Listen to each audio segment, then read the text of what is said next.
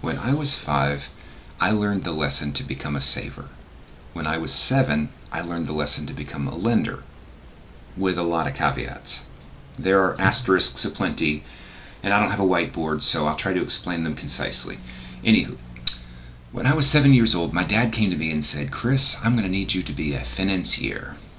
And he quickly explained to me that that means a lender.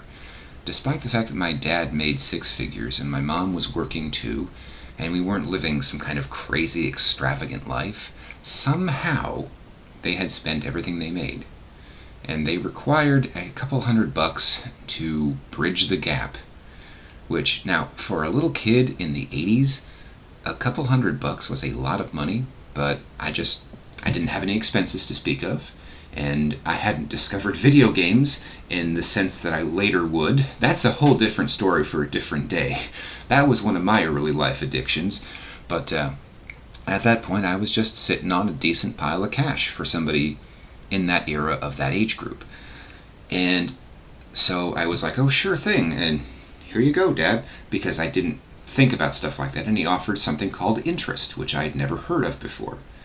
And interest is basically where I give a certain amount in exchange for later on the person agrees to pay me back that plus a little bit more.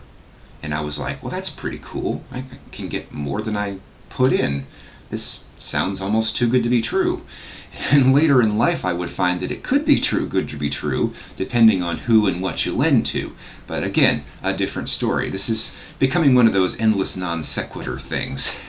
But so it became an interesting dynamic over the next few months, because I didn't understand that there are things like amortization schedules and where repayment is expressed to be over a particular period and not just a like exchange. It's not like buying a loaf of bread where you pay your money, you get your product right then and there. It's a thing where it's supposed to be over a set course of time. But again, little kid, no life experience, not a clue. I'm really glad in retrospect that he was pretty good faith about it, but there was a certain hidden tension that came up when I'd be like, "Hey Dad, when can I have my money back? And that interest stuff you were talking about." "Well, we're working on that. We're working on that. It's been a challenging month." Which, to this day, decades later, I'm not sure what challenges we were facing that were so terrible. They had a fixed rate mortgage, I think. Their car payments weren't that insane, I think. I wasn't eating too much, as far as I know. There's a lot of things where I never found out the whole story, and that probably drives my desire for the capital clarity of this channel, because I really just want to know these things. But from my little kid brain, it's like, okay, Dad's promising a thing, and he should come through. He had never not come through on anything. Y'all, it took 7 months before he actually got all my money in this interest stuff back. I think I made like $30 on that particular deal, which I guess in retrospect, considering I was also getting free room and board and rides to school and stuff, I'm sure I made out like a bandit, objectively speaking. But the lesson I drew from this is that you can make your money make you money.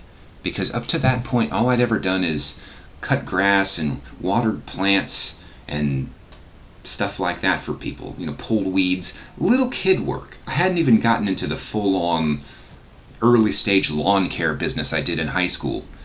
I hadn't started like trading baseball cards or anything like that. This was all so ground floor that the entire notion that I could have a little bit of money make me a little bit more money without having to directly work for it was a mind-blowing revelation at the time. Now, the lesson I've learned since then is you've got to make sure that the interest rate isn't just promising things they have no intention of keeping. Because there are places in this world, there are entities that will say, "Oh, we'll pay you this much." And the hidden asterisk is, yeah, if we decide to pay you, if we can, if we're good for it. So whenever you're evaluating any kind of investment, I would strongly encourage you to think not just of what are they promising, but can you actually believe them?